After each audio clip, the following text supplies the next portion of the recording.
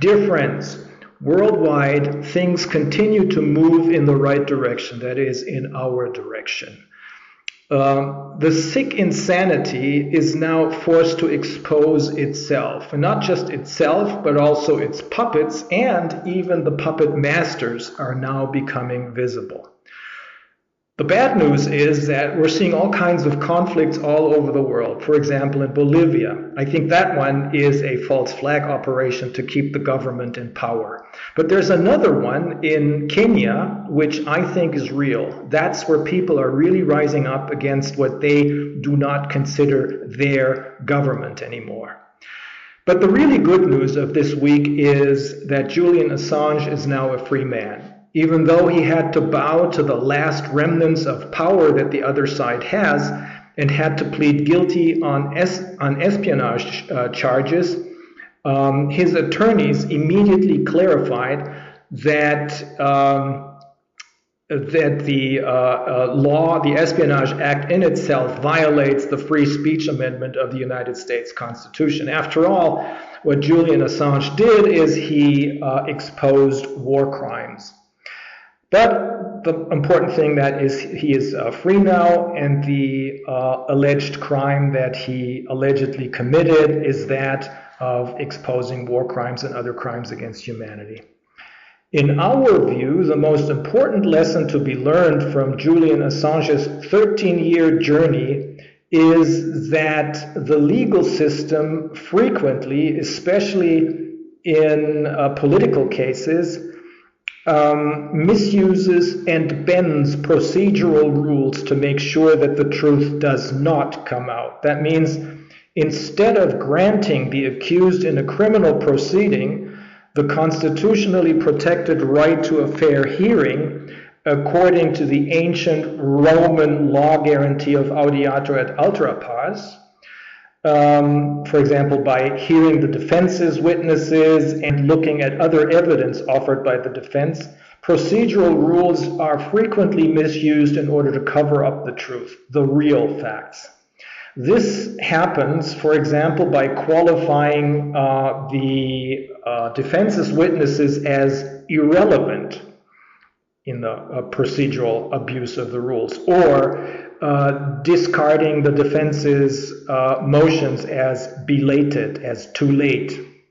However, in any legal proceeding, especially in a criminal trial, only one thing matters, and that is justice, a just outcome.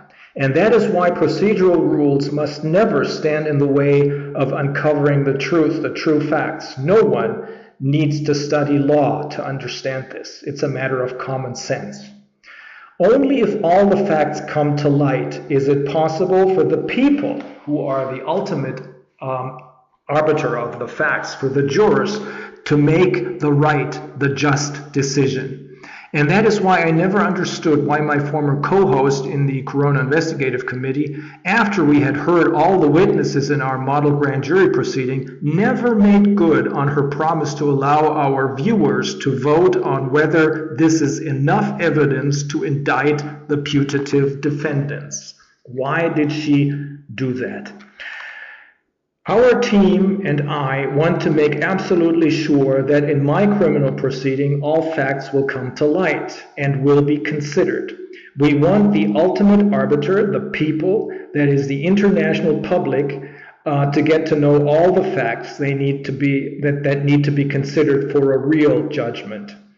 That is why our team and I took a close look at the actions and comments of both the presiding judge in my case and the prosecutor in my case, both of whom we are convinced are being bribed and or coerced by their now visible puppet masters in the intelligence services to do their illegal bidding.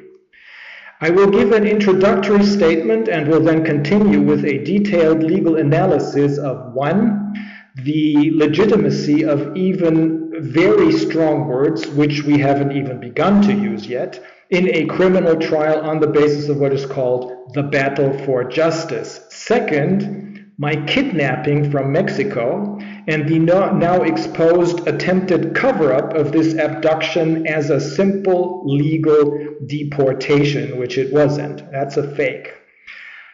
Third, the special importance of defendant's right to a full and fair hearing, which means that the defendant, that the accused, needs to be heard before an indictment is filed.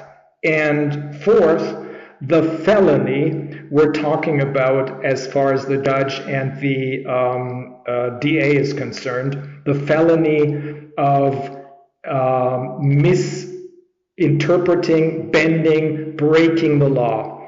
That is a felony. It's not a misdemeanor. The difference between a felony in Germany and a misdemeanor, on the other hand, is a felony carries with it a minimum sentence of imprisonment, of a 1-year imprisonment. I, by the way, am accused of having committed a misdemeanor. So we're going to detail why this is, what they did is the bending, the criminal bending of the law to reach the desired and or ordered illegal result. In order to make sure that I'm not going to bore anyone, I'm making these statements without any legal mumbo-jumbo, but in plain English, so that anyone will easily understand what I'm talking about. And I will only give brief audio introductions or abstracts that summarize the contents of each statement. Anyone who is then interested can look at the written details so as to make sure that everyone can easily check the veracity of what we're saying and what I'm saying in these statements, and decide for themselves if our if the accusations against the presiding judge and the prosecutor, or accusation is the criminal bending of the law, a felony, if this is plausible. In short, it matters much more what the public, in this case even the international public, what the people think and decide on the basis of all the facts, than what the system's puppets think or decide.